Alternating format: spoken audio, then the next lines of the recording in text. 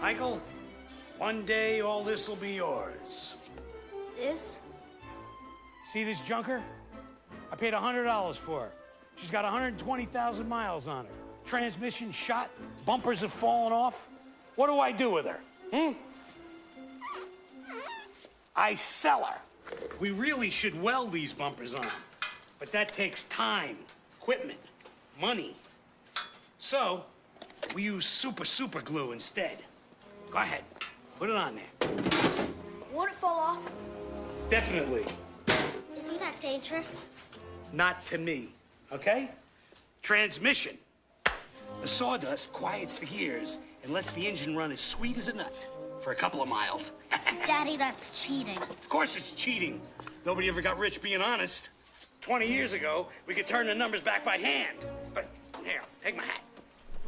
But the feds like to test the ingenuity of the American businessman. Two-directional drill. You run it backwards, the numbers go down. Watch your speedometer. Cool. See? Yeah. Daddy, you're a crook. What? This is illegal. Yeah, keep drilling. Do you make money? Do you have a job? No, but don't people need good cars? Can't you sell good cars, Dad? Listen, you little wiseacre. I'm smart, you're dumb. I'm big, you're little. I'm right, you're wrong. And there's nothing you can do about it. Phew. Whoa. Ah. Way down there. Or maybe there is. Maybe I can take the super glue and glue it to his big bald head.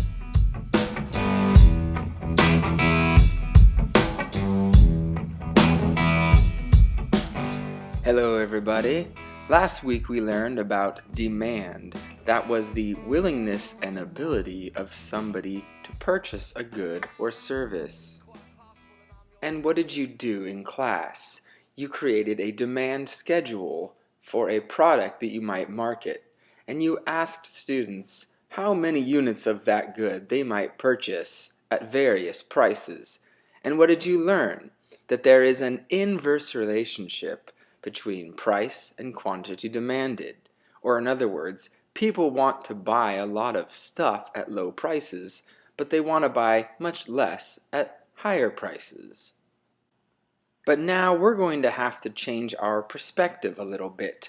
Instead of looking at things from the point of view of the consumer who wants low prices, we're going to take the perspective of guys like Mr. Wormwood who are sellers, and they want the highest possible price for the goods or services that they sell. So rather than seeing an inverse relationship between price and quantity demanded, when we take a look at supply or quantity supplied, we'll actually find a direct relationship between these two variables. In other words, suppliers like Mr. Wormwood are willing to produce or sell more goods and services at higher prices. Why? Because they stand to earn more of a profit.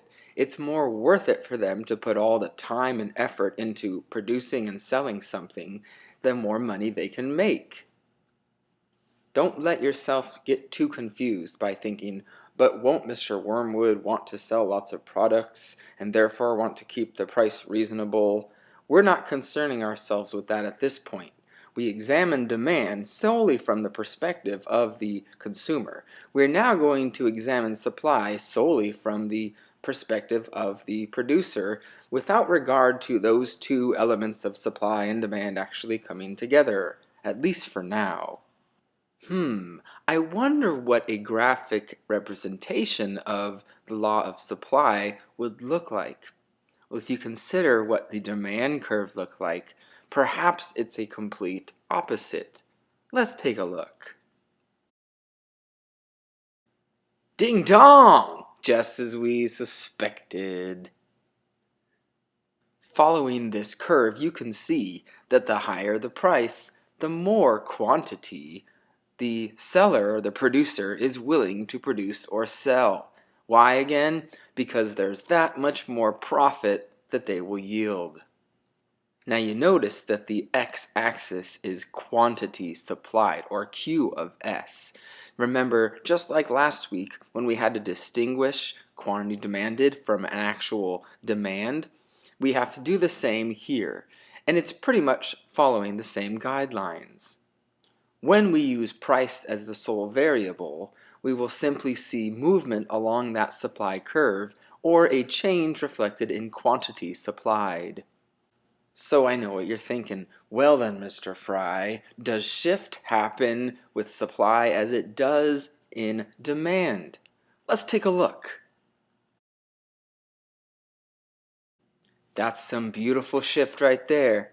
So clearly there are some variables other than price that would cause a producer to want to produce more of something, in this case, apples.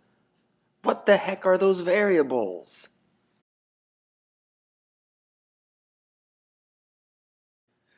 The first one we'll look at is costs. Now please do not confuse costs with price. When we talk about price, we're looking at what you, the consumer, would pay for a good, or what the supplier would charge the consumer to purchase that good.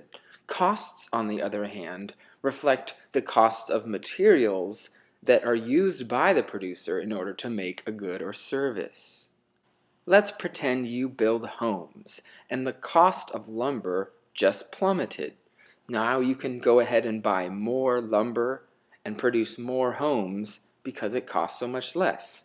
Conversely, what if there were huge forest fires one year and the cost of lumber skyrocketed? You guessed it, you might be way less likely to produce homes, or you would produce less of them. Why? Not because there was a change in the price that reflected a movement along that curve, but because you stand to make less money because of the difference between the cost you're paying for your materials and the price that you might be able to get in selling the homes. Let's stick with our construction analogy for a moment to examine another variable, technology. This is one that usually has a positive effect for companies and therefore would cause a shift to the right of the supply curve. Say, for example, there's a new type of building material that's as strong and long-lasting as lumber but costs way less. This is going to give the ability of these producers to produce more at the same costs, and that's a benefit to them, which will earn them more profit. The government typically has a negative effect on the ability of a firm to produce, because in a free market it's typically the government's job to limit the production or to regulate the production of something for the good and safety of the public. For example, the tobacco industry would make a lot more money selling cigarettes were it not for the government implementing taxes on these goods and also working extremely hard to persuade people not to smoke. That would likely cause a shift to the left for the supply curve of tobacco products. On the other hand, there are instances where the government can encourage actual production of goods and services through maybe tax breaks, or maybe, as is the case with corn in Iowa, government subsidies. The government gives huge amounts of money to Iowa, and they produce way more corn than is necessary for the United States to consume, which consequently is probably why almost everything you eat, especially if it's wrapped in plastic, has corn in it. Corn syrup, cornstarch, whatnot. Gotta do something with all that dang corn. Global economic factors also play a role in the shifting of production. Let's say, for example, that Foxconn, the company in China that produces most Apple products and many other electronics, has a big crisis. Maybe their workers go on strike, or there's a big Ebola outbreak and it kills all the workers, or whatever. Okay, this is clearly going to have an impact on the production sales of iPhones, and so we'll see a big shift to the left because it's just not possible for Apple to produce as many because of those external factors. We could also see an example of how future expectations might impact production. Going back to our construction analogy, if you were a builder and you knew that in the following month there was going to be an increase in the price of lumber, you would do what? Correct, you would buy a bunch of lumber today at the lower costs and then wait another month to build and charge more for your homes, blaming the high cost of lumber. Instant profits in your pocket. The number of suppliers in a market is also a very important variable.